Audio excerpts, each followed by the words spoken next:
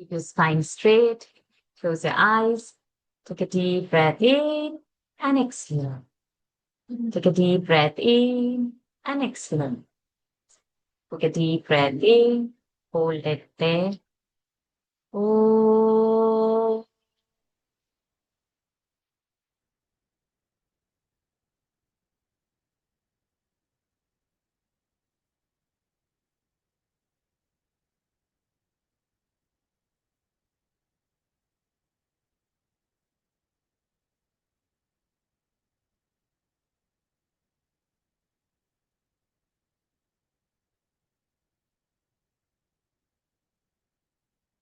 श्री गणेशाय नमः।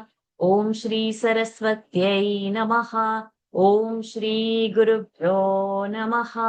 समस्त जन कल्याणे निरतं करुणामयं नमामि चिन्मयं देवं सद्गुरुं ब्रह्मविद्वरं सद्गुरुं ब्रह्मविद्वरम्। यो अन्तः प्रविश्य मम वाचमिमां प्रसुप्तां सञ्जीवयत्यखिलशक्तिधरस्वधाम्ना अम्न्यांश हस्तचरणश्रवणत्वगादीन् प्राणान्नमो भगवते पुरुषाय तुभ्यम्। प्राणान्नमो भगवते पुरुषाय तुभ्यम्।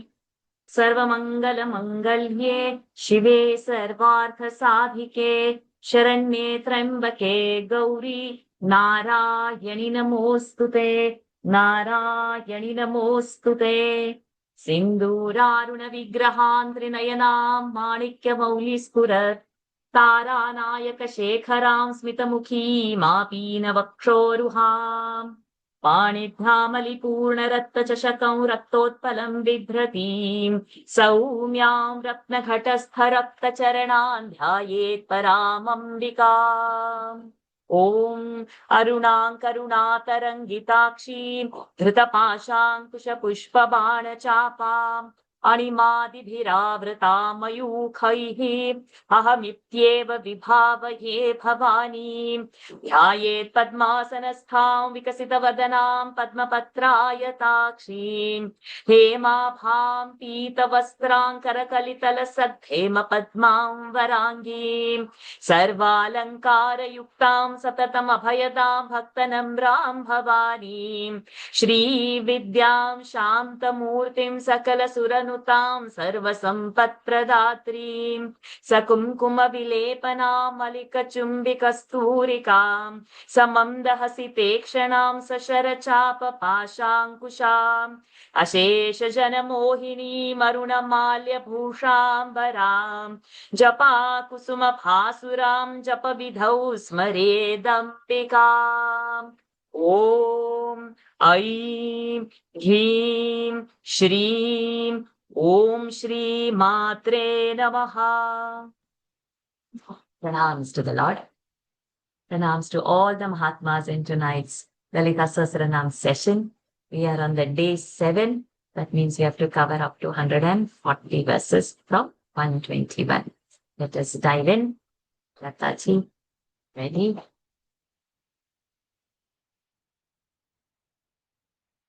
Okay. So, 121.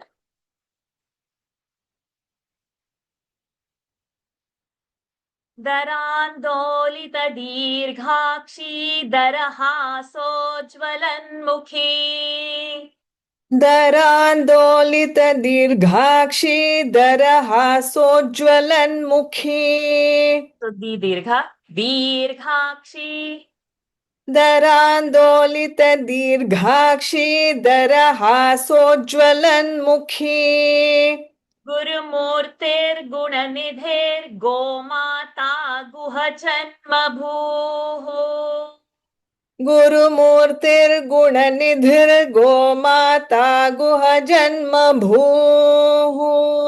दरान्दोलितदीर्घाक्षी दरहासोज्ज्वलन्मुखी गुरुमूर्तिर्गुणनिधिर्गोमाता गुहजन्मभूः. So, do is a dirgha, lita is short sound.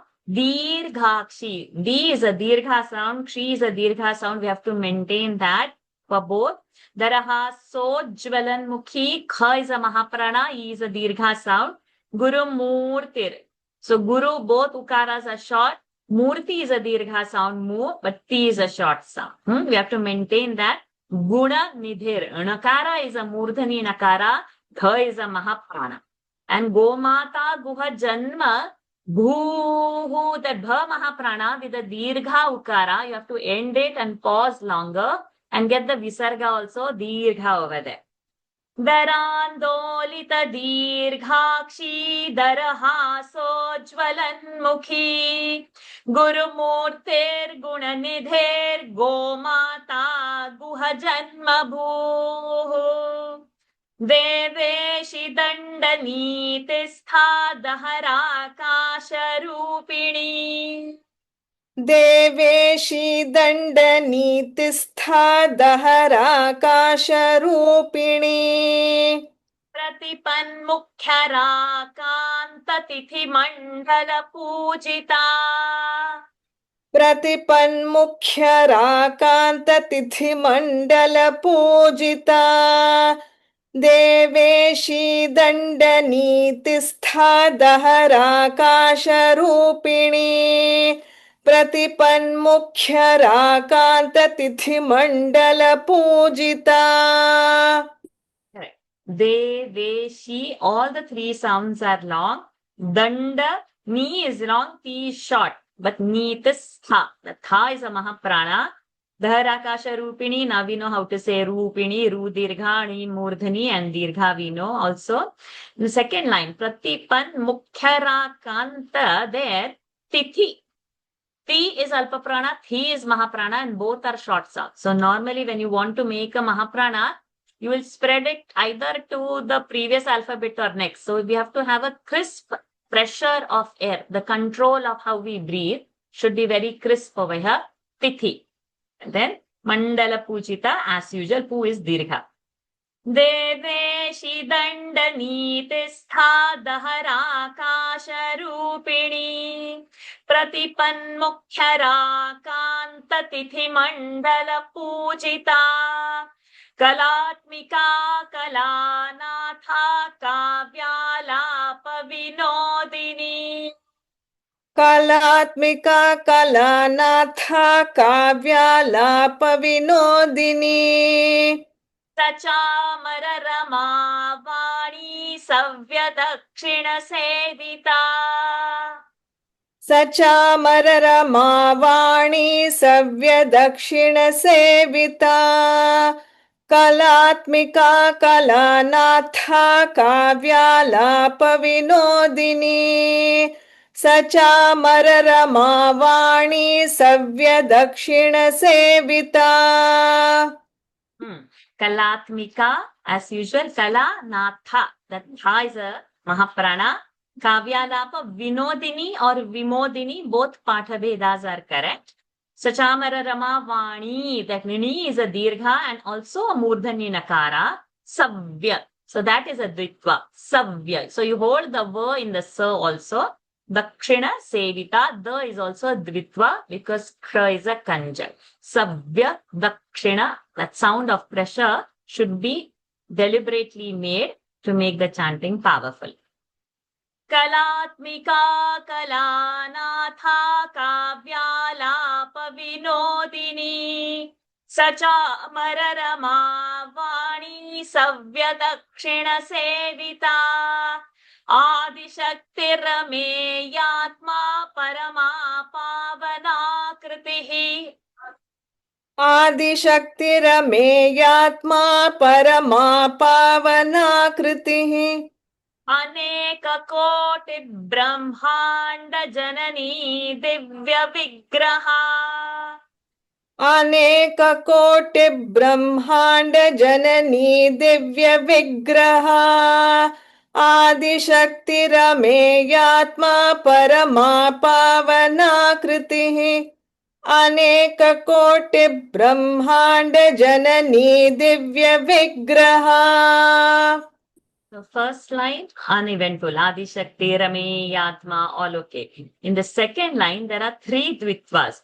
Aneka koti brahmanda. Tibra should happen. Then brahmanda janani divya. These are dvitva. Vigraha. These are dvitva. So 3 divyas. Kotib, 1 va. Divya, 1 va. Vigraha, 1 ga. आदिशक्तिरमेयात्मा परमा पावनाकृतिः अनेककोटि ब्रह्माण्ड जननी दिव्य विग्रहा क्लीङ्कारी केवला गुह्या कैवल्यपददायिनी क्लीङ्कारी केवला गुह्या कैवल्यपददायिनी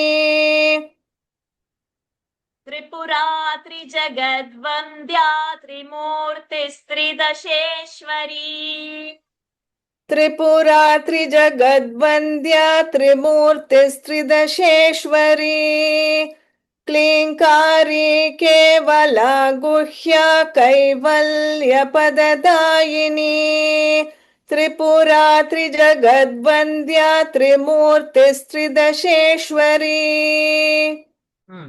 Klingkari, dirgha sounds for kli and ri. Kevala guhya. Ha and a ya both have to be heard. Kaivalya padadaini, normal. Kaivalya, verb will have a pressure. Tripura, 3 and 2 are short sounds. Ra is on. Trijagad Vandya, it's normal. Trimurtis, Tridasheshwari, all like usual. There is nothing specifically that you will have to put attention.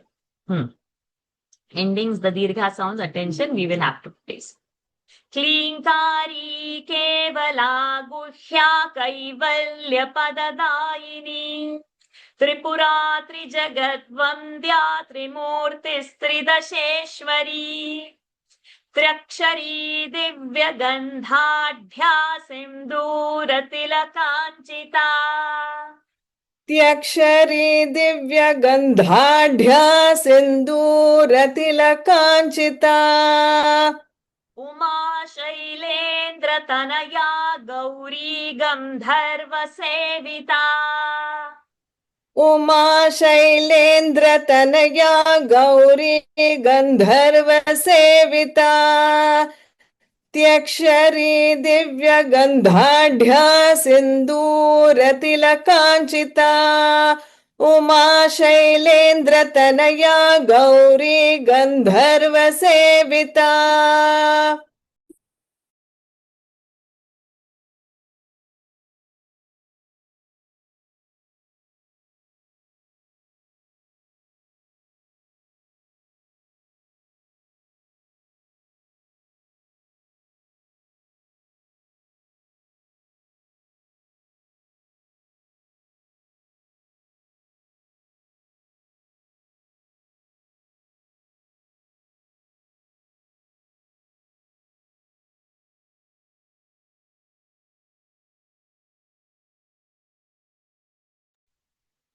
Sorry. So there is a group because it's Sunday now, and I'm sorry. So Triakshari, Triya we have to say, and not Traya. It's not Traya, not Trayakshari. Triya. Tra also is a conjunct T and a R, and that is said half, and a ya is joined. So Triya and not Traya. So this you mark this alphabet because you will need this. Then Triakshari, and the Ksha is also a conjunct. So Trak, the Ka you will hold it into the previous one. Triakshari. Ri is a dirgha sound. Then Divya. D is a Ditva. Gandhadhya. That Dha is a Mahaprana. Sindhura, we have to hold Du dirgha, and it's not Sindhu. Many people say it as Dha Mahaprana, but it is not a Mahaprana. Then Tilakanchita, as usual. Uma Shailendra Tanaya, Gauri, so Gau and not Ga. Gau, Gauri, Dirgha. Gandharva, Dha is a Mahaprana, Sevita. Trakshari, Divya Gandhadhya, Sindhura Tilakanchita. Uma Shailendra Tanaya, Gauri Gandharva Sevita. विश्वगर्भा स्वर्णगर्भा वरदा वागधीश्वरी विश्वगर्भा स्वर्णगर्भा वरदा वागधीश्वरी ध्यानगम्या परिच्छेद्या Dnyanada ज्ञानविग्रहा ध्यानगम्या परिच्छेद्या Dnyanada ज्ञानविग्रहा. You can give Jnanada full Aki Matra. No need to rush. Okay. I'll repeat the second line, Yes, Varshaji. yes. ध्यानगम्या परिच्छेद्या Dnyanada ज्ञानविग्रहा विश्वगर्भा स्वर्णगर्भा वरदा वागधीश्वरी ध्यानगम्या परिच्छेद्या Dnyanada ज्ञानविग्रहा. Jnanada Jnana. So, da we'll have to give an Aki Matra extra Dirgha. Oh, okay. ध्यानगम्या परिच्छेद्या Dnyanada ज्ञानविग्रहा. Yes, you're not to cut the sound of A because it's a full Dirgha sound. So, Vishwagarbha, that Bha sound has to come. Mahaprana. Swarnagarbha, again that Bha sound has to come. Avarada, that Avagraha we are not going to say. So, Swarnagarbha Varada. So, Garbha Varada, in that A is involved into that, not to chant the Avagraha. Vagadhishwari, Dhi Mahaprana with the Dirgha Ikara and Ri also Dirgha. Dhyana Gamya, that Dhya has to happen, not Dhyana. Dhyana, Mahaprana, Gamya, Parichedya, Aparichedya, not to chant Aparichedya. So, Dhyana Gamya, Parichedya. When you say Gamya, hold that into pan, say Parichedya. Parichedya, Re is a Dvitva sound over there. Che is a Mahaprana. Jnanada, full Akimatra. Jnana, Vigraha, again V is our Dvitva sound.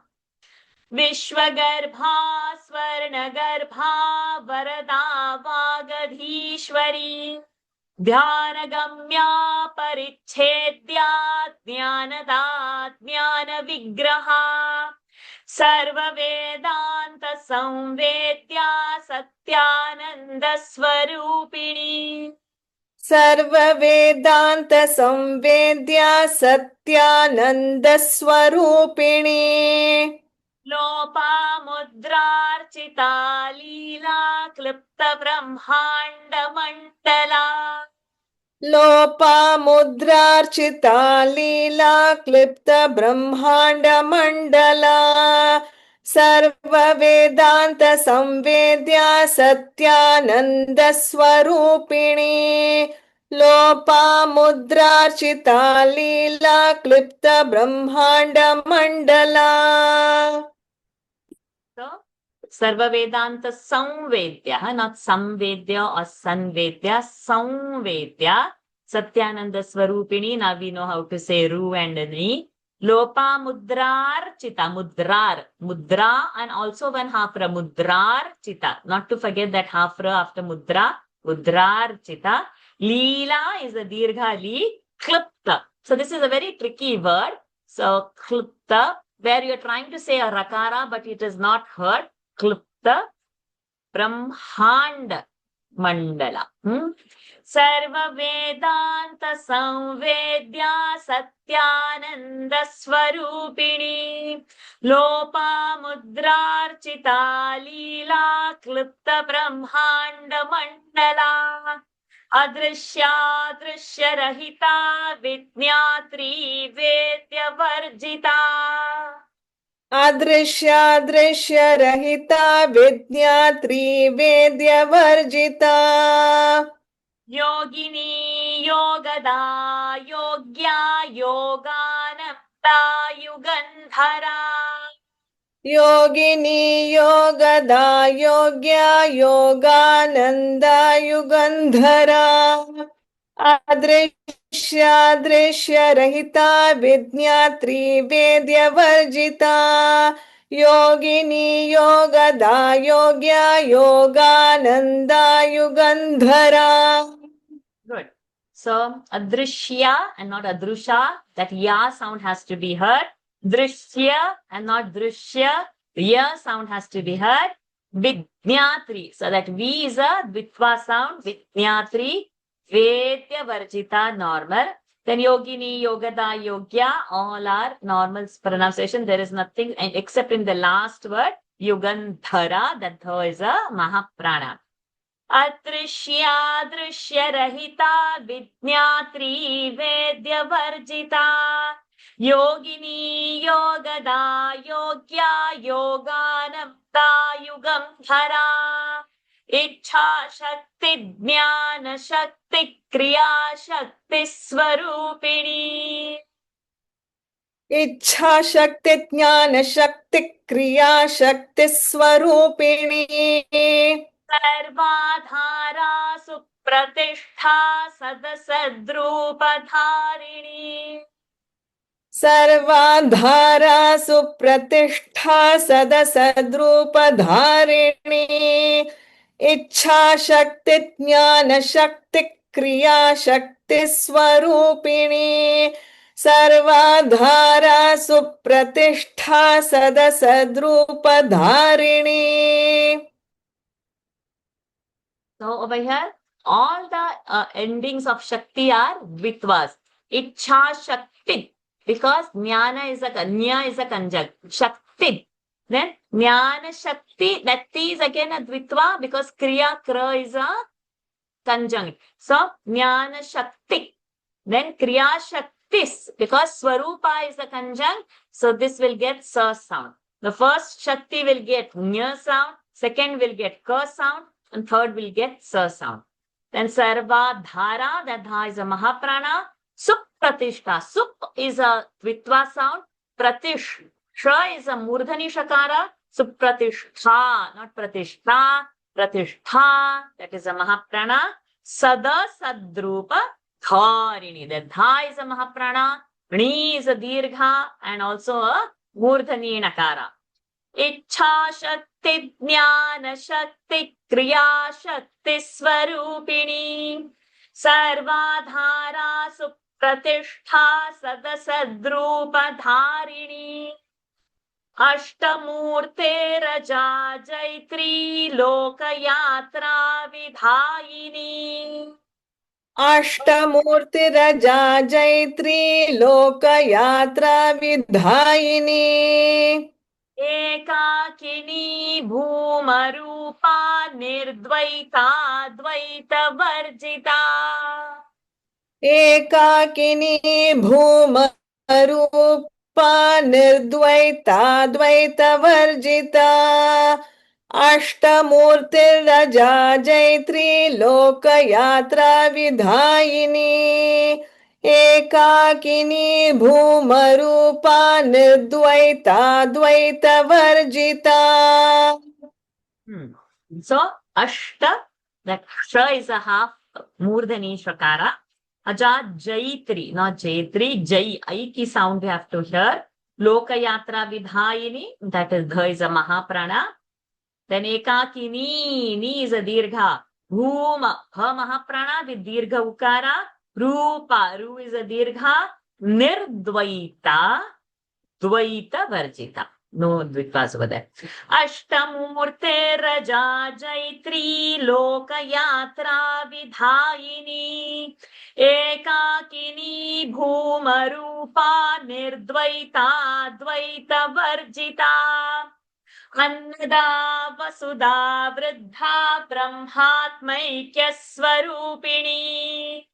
Annada वसुधा वृद्धा ब्रह्मात्मैक्य स्वरूपिणी. बृहती ब्राह्मणी ब्राह्मी ब्रह्मानंदा बलिप्रिया. बृहती ब्राह्मणी ब्राह्मी ब्रह्मानंदा बलिप्रिया. अन्नदा वसुधा वृद्धा ब्रह्मात्मैक्य स्वरूपिणी. बृहति ब्राह्मणी ब्राह्मी ब्रह्मानंदा बलिप्रिया.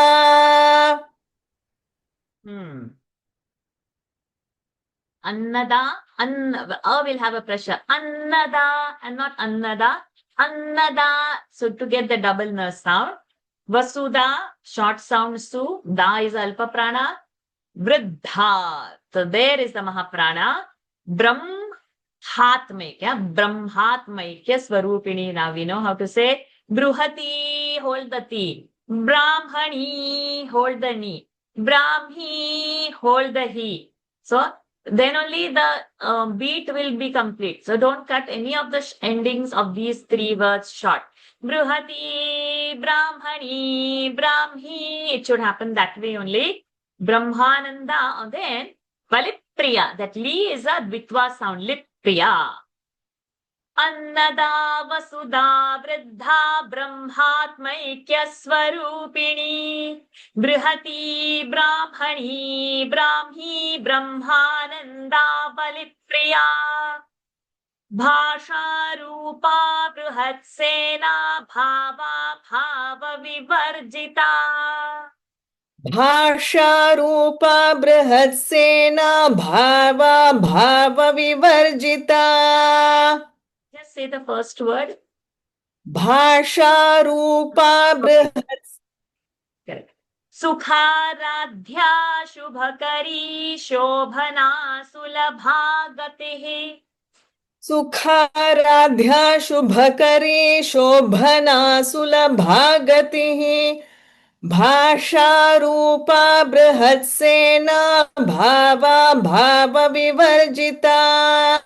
सुखाराध्या शुभकरी शोभना सुलभा गतिः. Ha Mahaprana, Shra Murdhani. Bhasha and not Bhasha. Not Bhasha. Bhasha. Shra should happen. Rupa. Ru is a Dirgha sound. Bruhat Sena.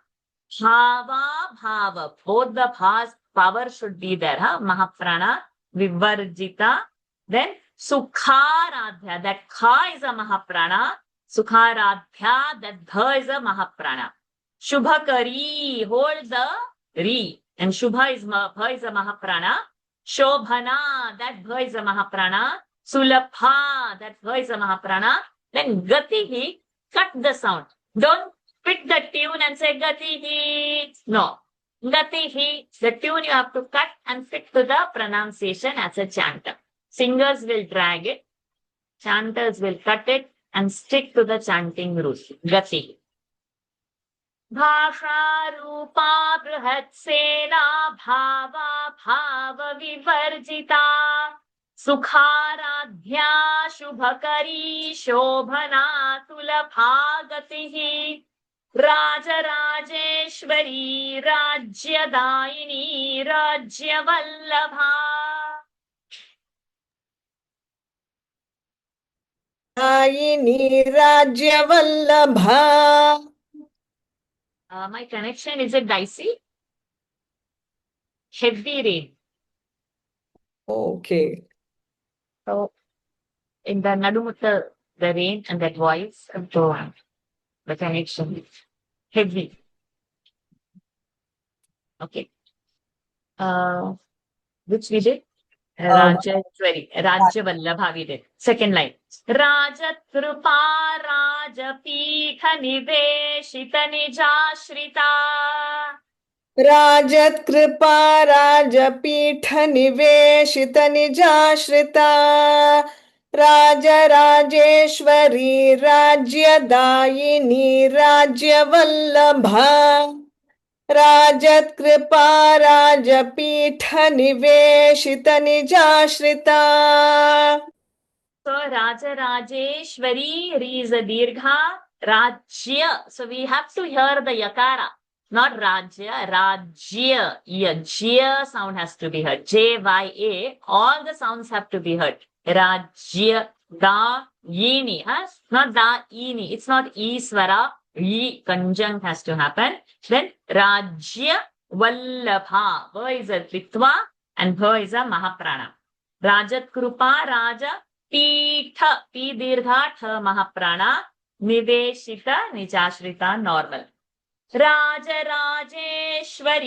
राज्यदायिनी राज्यवल्लभा राजकृपा राजपीठनिवेशित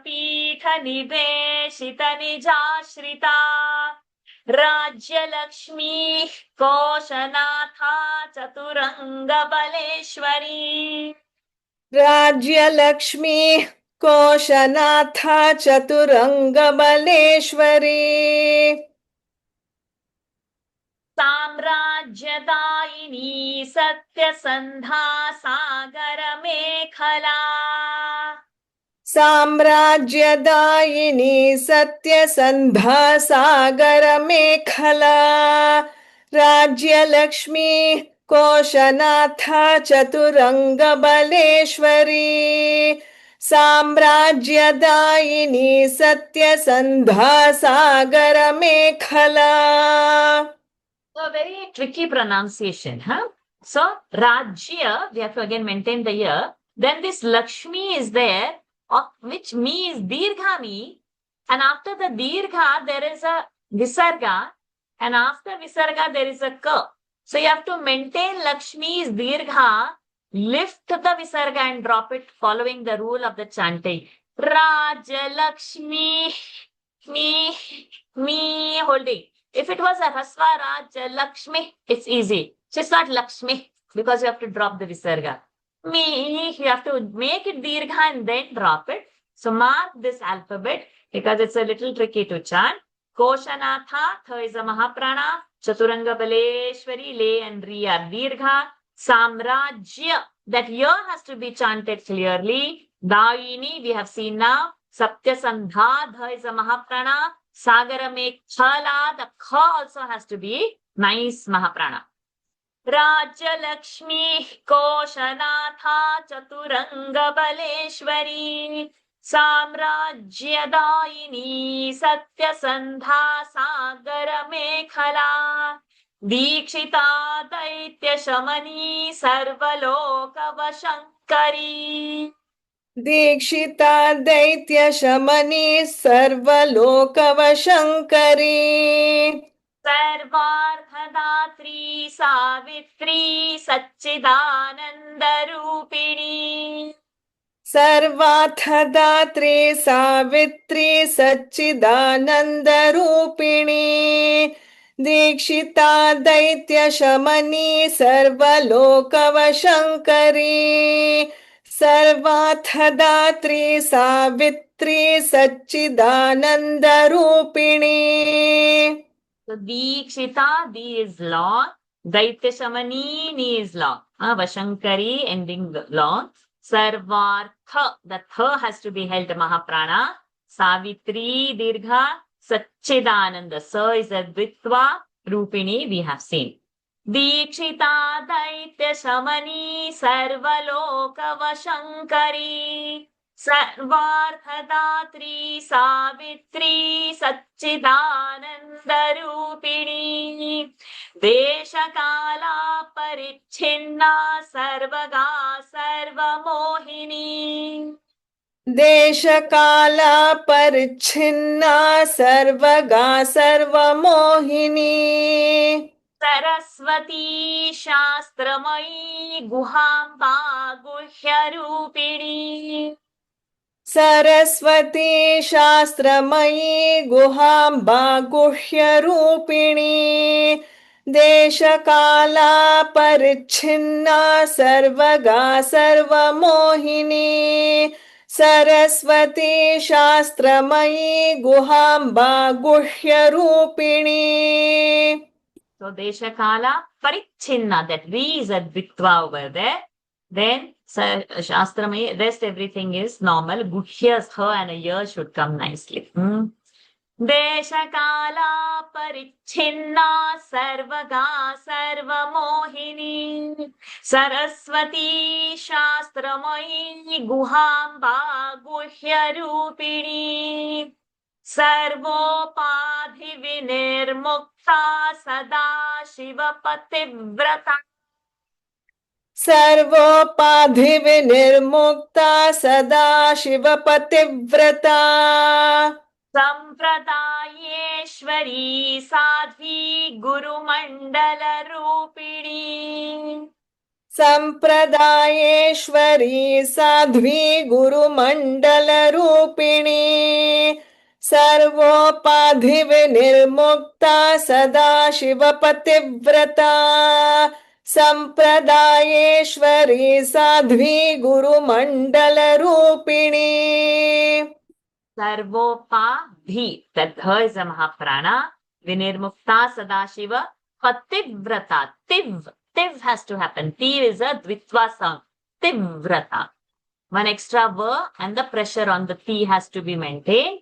Sampradayeshwari, dirghari, sadhvi, dha is a mahaprana, Guru Mandala Rupini, Rupini's rules we know now.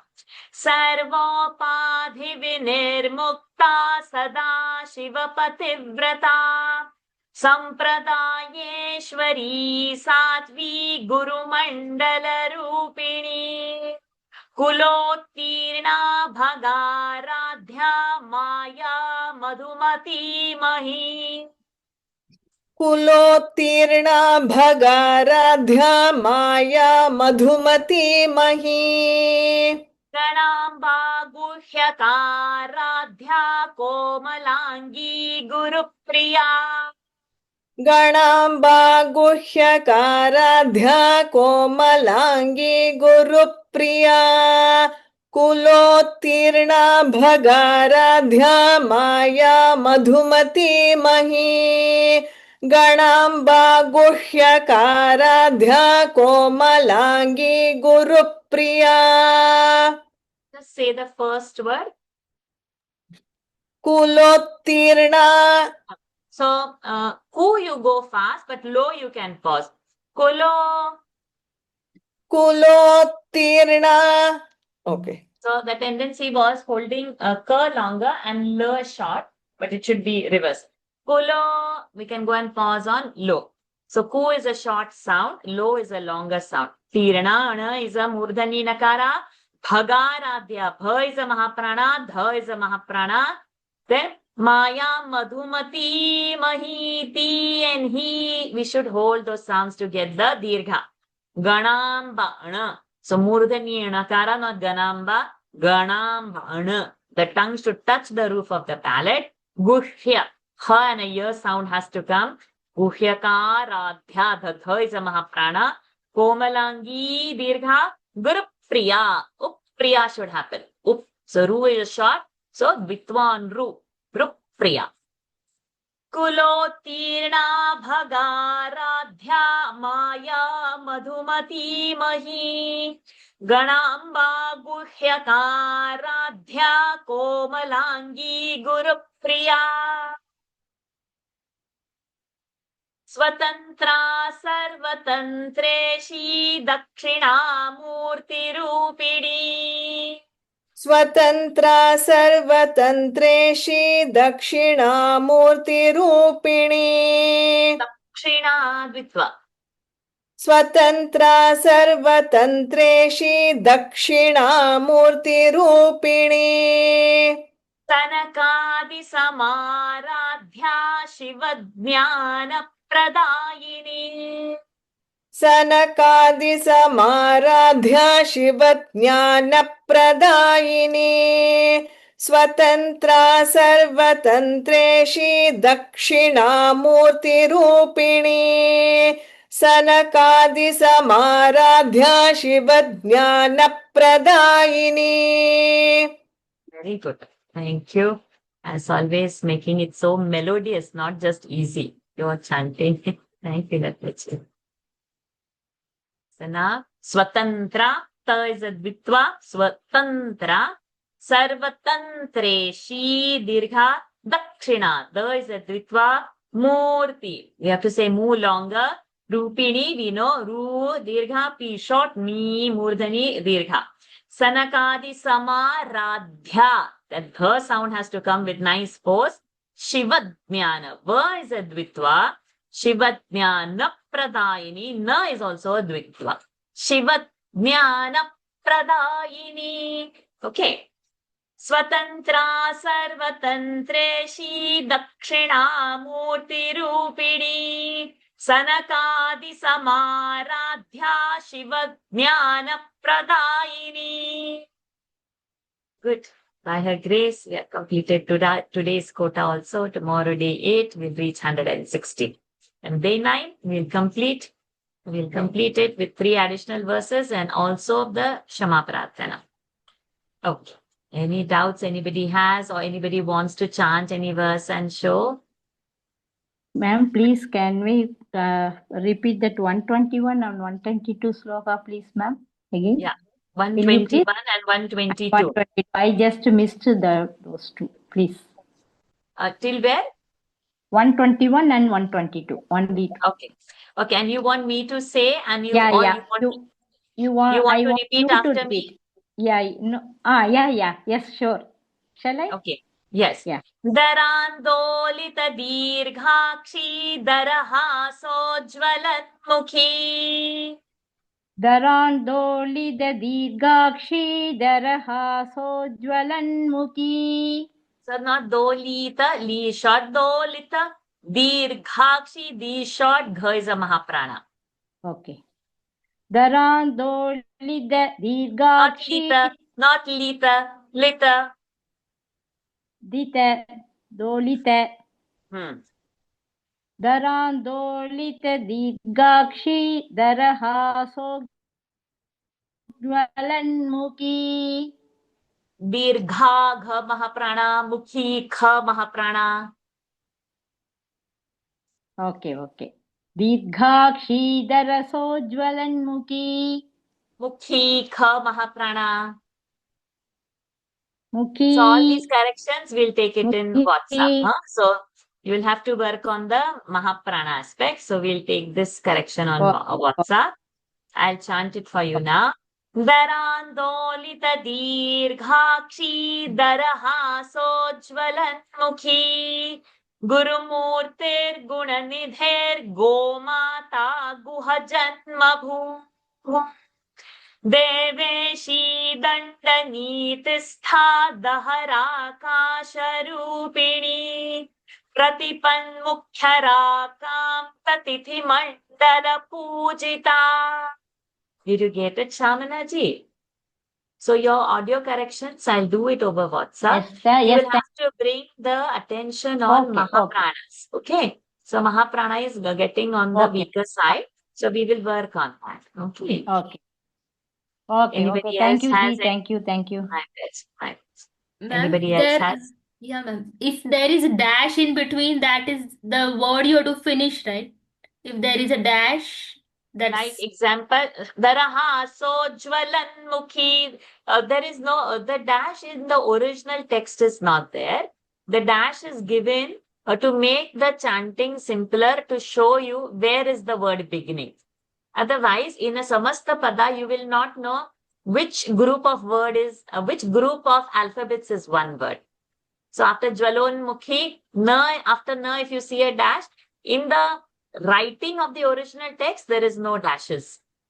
Jwalanmukhi is written together. But now because it's written, you know that Jwalan and then Mukhi is a separate word. And so then you will get a time to breathe or say that. yeah. Okay. Thank you. Any other doubts? So then we'll end today's session. Tomorrow we meet again and head towards the last bit of the verses. Om Purnamadav Purnamidam Purnat Purnamudachyate Purnasya Purnamadaya Purnamevavashishyate Om Shanti Shanti Shanti Harihi Om Shri Gurubhyo Namaha Harihi Om Shri Devyarpanamastu. Hari Om everyone. Thank you for joining. Thank you. Hari Om Varsha ji, thank you. Thank you. Thank you. Hari Om Varsha ji. Hari Om. Hari Om. Thank you. Hari Om Varsha ji. Hari Om Hari Varsha ji. Thank you. Thank you.